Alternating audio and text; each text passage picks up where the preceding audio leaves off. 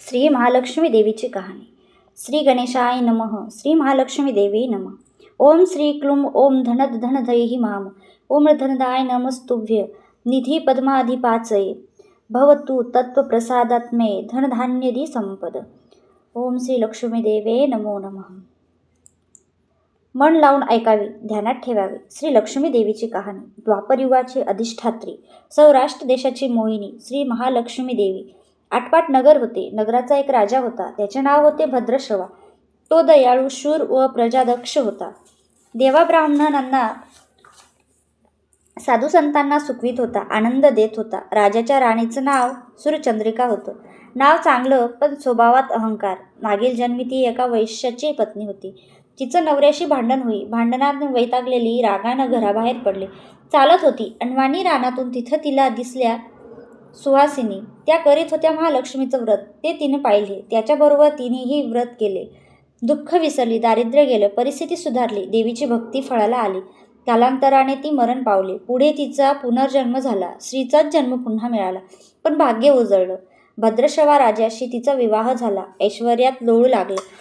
गर्वानं ती फुलली, गरिबांना विसरली, टोरा ताठानं फुगली, दासदासींवर रागवली. एकदा काय झालं, देवीच्याही मनात आलं, राणीला आपण भेटावं, मागच्या जन्माची आठवण द्यावी, ओळखते की नाही हे बघावं. राणी राजवाड्यात सुखाने राहत होती. राजाही कौतुक करी तिचे लाड पुरवी. त्या दोघांना पुढे 7 पुत्र आणि 1 कन्या झाली. कन्येचं नाव होतं शांबाला. एके दिवशी काय झालं, देवीनं म्हातारीचं रूप घेतलं. फाटकं वस्त्र नेसली, माथी मळवट फासला, हाती काठी घेतली. काठी टेकीत टेकीत राणीला भेटायला आली.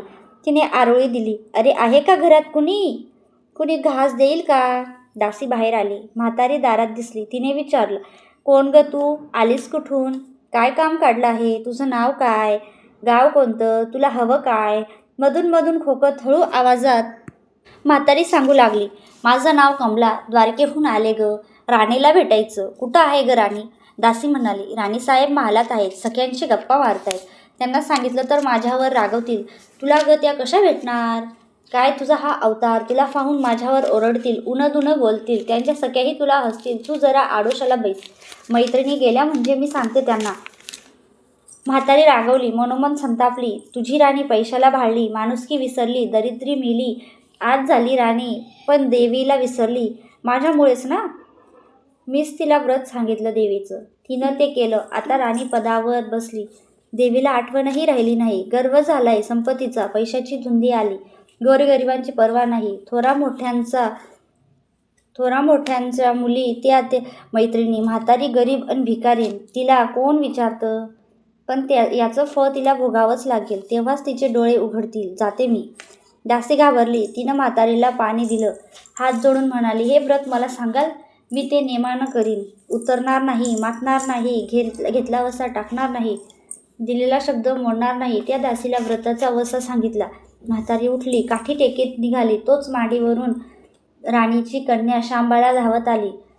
ती कळकळून म्हणाली, आजी रागवू नका, चुकले माझी आई, तिच्या वतीनं मी क्षमा मागते. कृपा करा, दिलेला शाप मागे घ्या, पाया पडते तुमच्या. म्हातारीला मुलीची दया आली. म्हातारीनं क्षणभर त्या मुलीकडे पाहिलं आणि तिला लक्ष्मी व्रताचा वसा सांगितला. मुलीचा निरोप घेऊन म्हातारी निघणार तोच राणीवरून आली. दाराशी येते तर म्हातारी दिसली. राणी ओरडली, ए थेरडे, कशाला ग आलीस? जा इथून, उठ म्हणते ना. जातेस की नाही? दुसरी घरं नाहीत दिसली तुला? म्हातारीनं संतापाने गरगरा डोळे फिरविले, कपाळावर आड्या पसरवल्या. ती तडक घाबरली. दासीनं लक्ष्मी व्रत केलं. तिची स्थिती सुधारली. दासी पण गेले. संसार सुखाचा झाला. पुढं मार्गशीर्ष महिना आला. पहिल्यांदाच गुरुवारी शांबालेनं लक्ष्मी व्रतास सुरुवात केली. सगळे नियमधर्म पाळले. 4 गुरुवारी तिनं लक्ष्मी व्रत केले.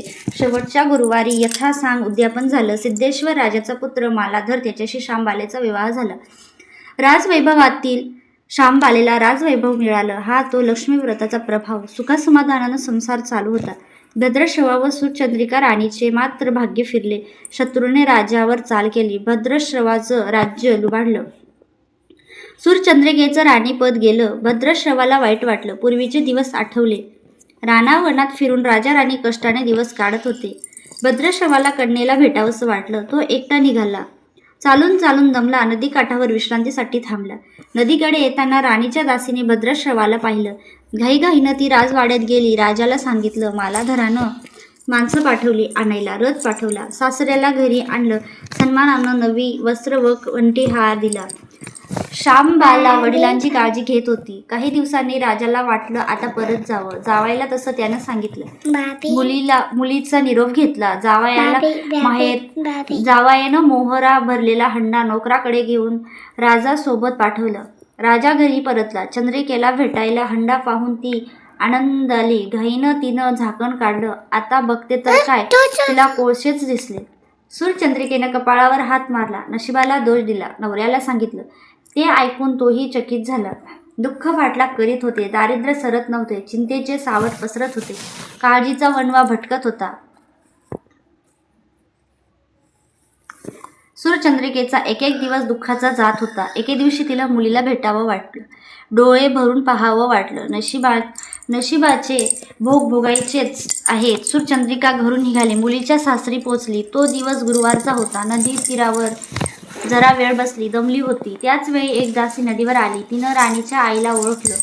घाईनं ती महालात गेली. राणीला निरोप दिला. तुमची आई आली. नदी किनारी बसली. खूप दमलेली दिसली. तिला आणायला कुणीतरी पाठवा. श्यामबालेनं सारथ्यासोबत रथ नदीकडे पाठवला. आईला घेऊन यायला सांगितलं. आई त्यात बसून महालात आली. आईला बघता श्यामबालेनं आनंदाने मिठी मारली. मुलीचं वैभव पाहून तिचं मन तृप्त झालं. तोंडून शब्द फुटेना. आईनं स्नान केलं. मुलीने तिला पैठणी दिली. सोन्या मोत्यांचे दागिने दिले. आईचं रूप अधिकच खुललं. दुपारची वेळ झाली. श्यामबालेने भक्तिभावाने लक्ष्मीची पूजा केली. आरती झाली. धूपदीपांचा वास दरवळला. श्यामबालेचा कडकडीत उपवास होता. भोजनाची तयारी झाली. तिनं आईला जेवायला बोलावलं. सूरचंद्रिका पाटावर येऊन बसली. पण ती एकदम शांत होती. तिला मागचा जन्म आठवला. लक्ष्मी देवीच्या कृपेने या जन्मी ती राणी झाली होती. ती म्हणाली, श्यामा, मी देखील तुझ्यासोबत उपवास करीन. श्यामा म्हणाली, ठीक आहे. मार्गशीर्ष महिना आहे.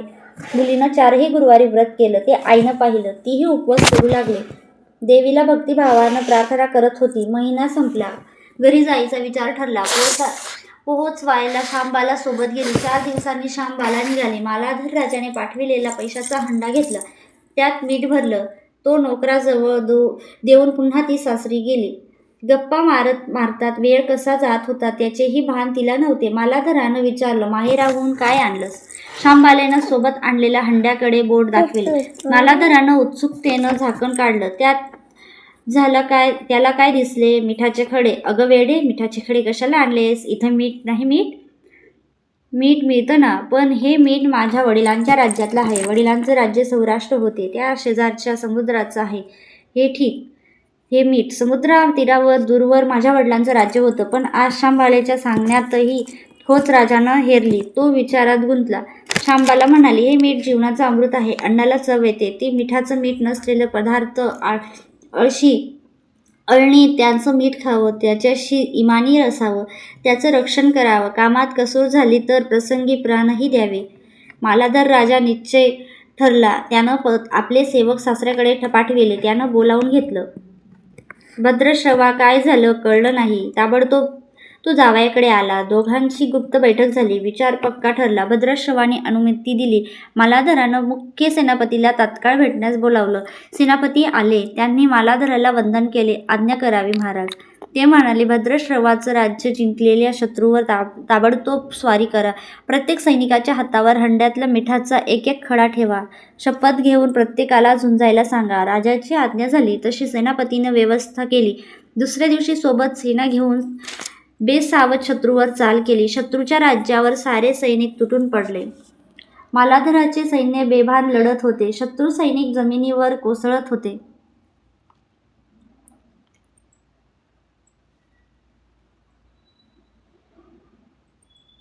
सूर्य पश्चिमेकडे जात होता. अंधार हळूहळू पसरत होता. शेवटी मालाधराच्या सैन्यानं शत्रूचा फडशा पाडला. अपूर्व विजय मिळविला. भद्रश्रवाचं राज्य पुन्हा मिळलं. मालाधराला व श्यामबालेला ही आनंदाची बातमी सेनापतीने ताबडतोब कळविली. सैनिकांनी शत्रू राज्यातील खजिना लुटला. अफाट संपत्ती मिळाली. ती पोत्यात भरून मालाधराकडे आणली. त्यात सोन्याच्या मोहरा, बरीच नाणी होती आणि शस्त्राचाही साठा होता. मालाधरानं भद्रश्रवा सूरचंद्रिका राणीस घेऊन यायला सांगितलं. ते आल्यावर घरात आनंदाचं उधाण झालं. तो होता गुरुवार. श्यामबालेनं लक्ष्मी व्रताची पूजा केली, आरती झाली, धूपदीपाचा सुगंध दरवळला. तिनं व तिच्या आईनं उपवास केला. रात्री देवीची आरती झाली. देवीला नैवेद्य दाखवून सर्वांनी पंचपक्वान्नाचं जेवण केलं. मार्गशीर्ष महिन्यातला हा शेवटचा गुरुवार, लक्ष्मी व्रताचा शेवटचा दिवस, मंगलमुहूर्ताचा दिवस. मालाधरानं भद्रश्रवाचं राज्य त्याच्या स्वाधीन केले. त्यानं या व्रताची सांगता झाली. राजा राणी सौराष्ट्रात आले. सूरचंद्रिकेनं पुन्हा लक्ष्मी व्रताचा वसा घेतला. तो जन्म पाळला. घरची स्थिती सुधारली. राजाचे 7 पुत्र दूर देशाहून अचानक घरी आले. त्यांना पाहून आई-वडिलांना खूप आनंद झाला. या व्रतामुळे राजा राणी सुखी झाले. दुःखाचे वादळ सरले. अशी 60 उत्तराची कहाणी 5 उत्तरी सुफळ संपूर्ण. सर्वांनी देवीला वंदन करावं. त्याचं घर सदैव आनंदित राहावे अशी लक्ष्मी देवीला प्रार्थना करावी. लक्ष्मी देवी नमो नमः. लक्ष्मी मातेची व्रत कथा संपन्न झाली.